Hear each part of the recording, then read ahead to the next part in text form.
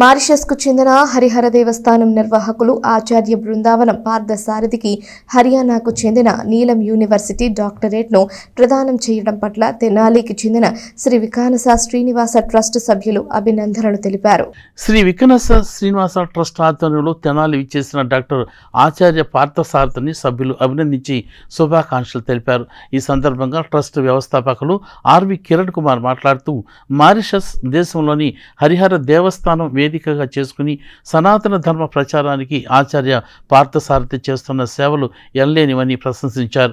Mauritius దేశంలో ప్రపంచంలో ఎక్కడ లేని విధంగా 108 అడుగుల వెంకటేశ్వర స్వామి విగ్రహాన్ని ప్రతిష్ఠించిన ఘనత ఆచార్య పార్థసారథికే దక్కుతుందని, భారతీయ సంస్కృతి సంప్రదాయాలను పెంపొందించడమే కాక నేటి తరానికి స్ఫూర్తిగా నిలుస్తూ ఆదర్శంగా నిలిచిన గొప్ప వ్యక్తి పార్థసారథి ఆచార్య అని ఆయన పేర్కొన్నారు. సనాతన ధర్మ ప్రచారానికి ఆయన చేస్తున్న సేవలకు గాను నీలం యూనివర్సిటీ డాక్టరేట్ను ప్రదానం చేసి అభినందించడం హర్షణీయమన్నారు. రానున్న రోజుల్లో ఆయన మరిన్ని ధర్మ ప్రచార కార్యక్రమాలు చేపట్టాలని, మరింత మందికి ఆదర్శంగా నిలవాలని ఆకాంక్షించారు. డాక్టర్ ఆచార్య పార్థసారథి మాట్లాడుతూ సనాతన ధర్మాన్ని పెంపొందించేందుకు ప్రతి ఒక్కరూ కృషి చేయాలని అన్నారు. శ్రీ వికానస శ్రీనివాస ట్రస్ట్ రానున్న రోజుల్లో మరిన్ని కార్యక్రమాలు చేపట్టాలని ఆకాంక్షించారు. కార్యక్రమంలో శ్రీ వికానస శ్రీనివాస ట్రస్ట్ గౌరవాధ్యక్షులు రొంబిచర్ల శ్రీనివాసమూర్తి, ట్రస్ట్ సభ్యులు పాల్గొన్నారు. ఆఫ్రికా ఖండాలలోని నుండి మారిషస్ ద్వీపంలో వేయించేసినటువంటి హరిహర దేవస్థానం వ్యవస్థాపకులు, ఆ దేవాలయ ప్రధాన అర్చకులైనటువంటి ఆచార్య బృందావనం పార్థసారథి గారికి హర్యానా రాష్ట్రంలో నుండి నీలం యూనివర్సిటీ ఇటీవల కాలంలో గౌరవ డాక్టరేట్ను ప్రదానం చేయటం ఎంతో సంతోషదాయకం.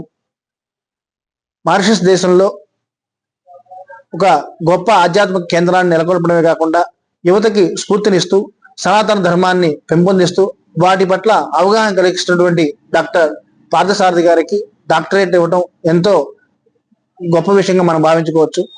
ఈ యొక్క సందర్భంగా తెనాలి విచ్చేసినటువంటి పార్థసారథి గారిని శ్రీ వికానస శ్రీనివాస ట్రస్ట్ సభ్యులు వారిని ప్రత్యేకంగా కలిసి వారిని అభినందించుకుని శుభాకాంక్షలు తెలియజేయడం జరిగింది.